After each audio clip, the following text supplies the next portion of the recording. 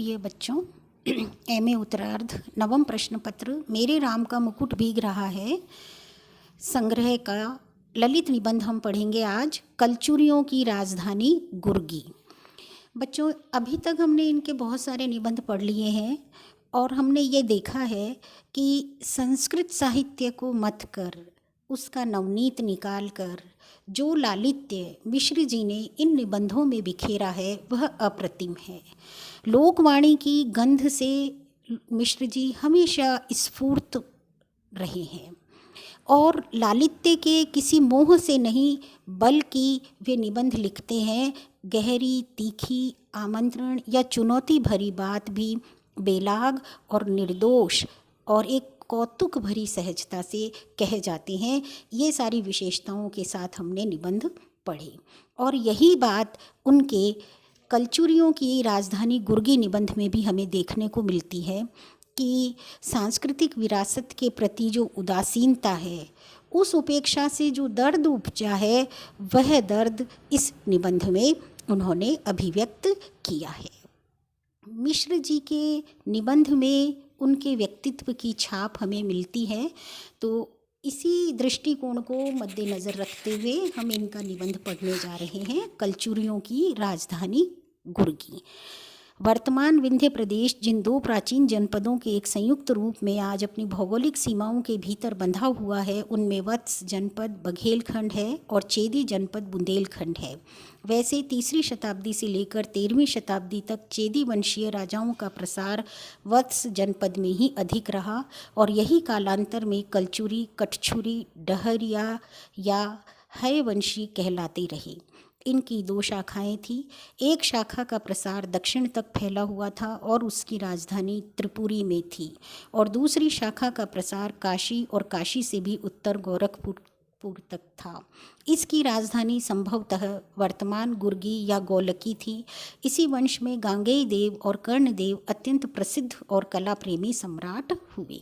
ये एक सांस्कृतिक विरासत की बात कर रहे हैं इस निबंध में मिश्र जी और कला प्रेमी सम्राट की भी बात कर रहे हैं और उनसे पराभूत होते हुए वे आगे ये कहते हैं कि चालुक्यों की एक शाखा बाघेलों को चुपचाप समर्पित कर दी और उनके साथ वैवाहिक संबंध में बंध गए। किस तरह से वंश परंपराएं सामाजिक संरचना में निर्माण सहयोग करती है, सामाजिक संरचना निर्माण की परिकल्पना की तह को भी मिश्र जी ने छुआ है और बहुत सहजता से स्पष्ट किया है। अभी बहुत हाल ही में इनकी रक्षा और संग्रह का कार्य हाथ में लिया गया है। इसी कार्य को देखने के लिए मैं एक दिन अपने मंत्री के साथ वहां जा निकला।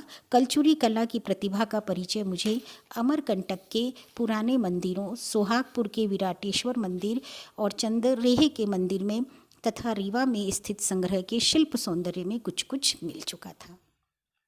ये पुराने स्थापत्य के, पुराने संस्कृति के, पुरानी प्रकृति की धरोहरों के संरक्षण के लिए मानो जुटे हुए हैं और उनकी उपेक्षा, उनकी उदासीनता के प्रति लेखक के मन में एक तकलीफ़ है, एक वेदना है जिसको लेखक ने इस निबंध में बहुत सुंदर ढंग से अभिव्यक्त किया है। इसीलिए जब मैं गुर्गी गांव में पहुंचा और वहां पर बटोर कर रखी गई टूटी फूटी छोटी बड़ी कलाकृतियों को बहुत समीप से जांचने लगा तो मेरा ध्यान सबसे पहले एक कंकालिनी काली मूर्ति की ओर गया जो अपने अंकन में यथार्थवादी कला की सूक्ष्म से सूक्ष्म पहचान को मात दे रही थी और याद आया कि खजुराहो के जार्डिन संग्रहालय में ठीक ऐसी ही कंकालिनी मूर्ति है जो 64 योगिनी मंदिर से शायद लाई गई है।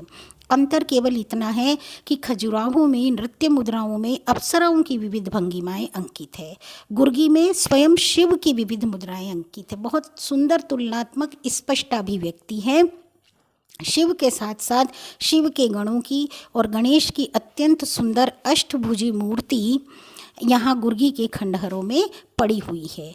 पुष्प अलंकरण प्रायः सदृश है पर विच्छेदी का सौंदर्य कहीं अधिक है। भावों के आंतरिक मर्म के अंकन में शायद उतनी सफलता गुर्गी की कला को नहीं मिली है, पर उसमें समन्वय अद्भुत है। इसीलिए उसकी हर गौरी प्रतिमा में शिव और पार्वती की मुख मुद्रा में गुप्त युग की सौम्यता, खजुराहो की गंभीरता, भुवनेश्वर की आनंद तन्मयता, एलूरा की कल्पना विशालता और अजंता की सूक्ष्म भाव व्यंजना का अपूर्व समन्वय है। तो देखिए गुर्गी की शिव प्रतिमाओं की क्या क्या विशेषताएं हैं, कौन कौन से युग की विशेषताओं से जुड़ी हुई है, ये अपने शब्दों में लिखिए। यहाँ पर एक प्रश्न बनता है कि गुर्गी के स्थापत्य सौंदर्य की क्या क्या विशेषताएं हैं। मिश्र जी के निबंध के आधार पर 50 शब्दों में अपने आधार पर अपनी भावाभिव्यक्ति लिखिए। सारा स्थान बावड़ियों, महलों, मंदिरों के भग्नावशेषों से अभिव्याप्त है और इस स्थान की वैभव की स्मृति रागिनी यहाँ की पनवाड़ी और उसके पास का कमलों से भरा हुआ सरोवर अब भी सुनाता है। यहाँ की बरेजों से पान बहुत दूर तक जाता है और उनको सींचने वाले घड़ों के निशान पेशेवर जलवाहकों के कंधे पर जाने कितने युगों से गहरे पड़े हुए हैं। तृणों से ढकी हुई बरेज के अंदर गीली मिट्टी से दबाई हुई पान की लता जो एक एक क्षण की संभाल और स्नेह स्पर्श की झुलसती हुई म्रियमाण कला परंपरा की सूखती हुई लता की ओर करुण संकेत करती है। और इन पान की लताओं को सींचने वाले स्निग्ध श्यामल अनपढ़ कहार कमल के सुरभित जल के बराबर स्पर्श से उत्फुल्ल होकर जब अपनी बत्तीसी चमका देते हैं तो लगता है कि वे हम शिक्षितों का उपहास कर रहे हों, जिनके ऊपर इतिहास की बरेज के सींचने का भार हो और जो सींचने की कौन कहे, झुलसी हुई बरेज देखने की भी सुधि नहीं रखते। हमारे साथ एक और ऊंचे अधिकारी थे, उन्होंने कमल नहीं देखा था और जब मैंने एक एक दल फैलाकर कमल का विकास उन्हें दिखाया, कमल का किंजलक, कमल की केसर उन्हें दिखलाई तो वे चकित रह गए। एक दल खोलते समय किस प्रकार रंग उत्तरोत्तर गहरे से हल्का होता चला जाता है, किस प्रकार वर्ण और सुरधि की सिलवटों के भीतर तक पहुँचते पहुँचते एक अपूर्व कोश का उद्घाटन होने लगता है, इसकी उन्हें जानकारी नहीं थी।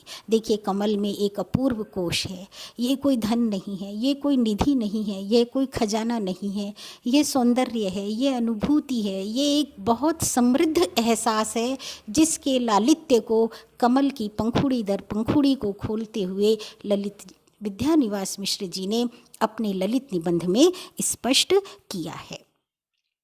आगे इसी बात को, उसके सौंदर्य को और आगे बढ़ाते हुए क्या कहते हैं, जिस प्रकार कमल में रंग की शोखी नहीं होती, गंध की मादकता नहीं होती, स्पर्श का छुई मुईपन नहीं होता और जिस प्रकार उसका सौंदर्य बाहर से भीतर की ओर अधिक विस्तृत होता चला जाता है और जिस प्रकार उसके गर्भगृह में सुनहले केसरों के बीच में अली अपना स्वर खो देता है, उसी भारतीय कला का सौंदर्य भी वर्णाढ्यता में नहीं, उद्दाम विफलता में नहीं, स्पर्श न सहने वाली सुकुमारता में नहीं और बाह्य आवरण की मोहकता में नहीं, बल्कि रंग के एक क्रमिक घुलन में, गंध के स्थायित्व में, स्पर्श की असंपृक्तता में तथा आंतरोन्मुखीनता में और आनंद की साधना में है। ये व्याख्या योग्य स्थल है, इसको रेखांकित कर लीजिए।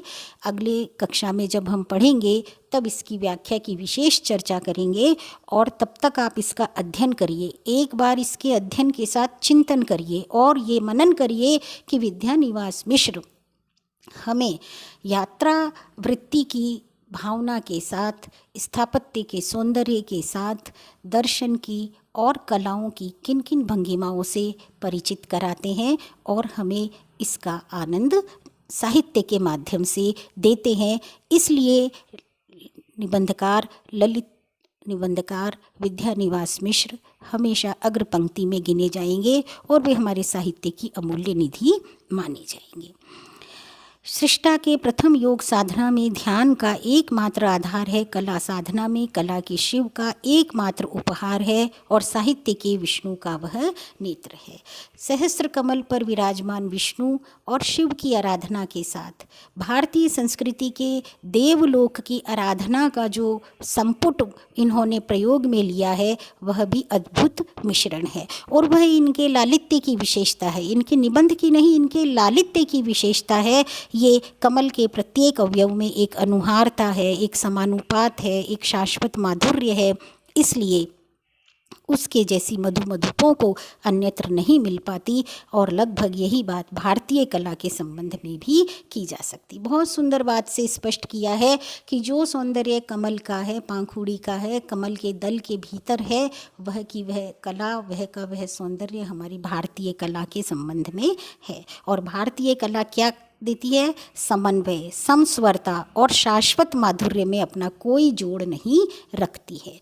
ये हमारी भारतीय कला की क्या क्या विशेषताएं हैं, और वह समरसता, समन्वयता और एक शाश्वत माधुर्य के साथ व्यक्ति को कितना तरोताज़ा करती है, ये बात भी हमें स्पष्टतः देखने को मिलती है।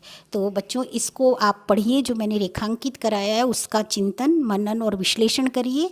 लेखन के साथ साथ जब आप वैचारिक चिंतन करते हैं, मंथन करते हैं, तो आपकी शैली बहुत सुंदर होती है, समृद्ध होती है।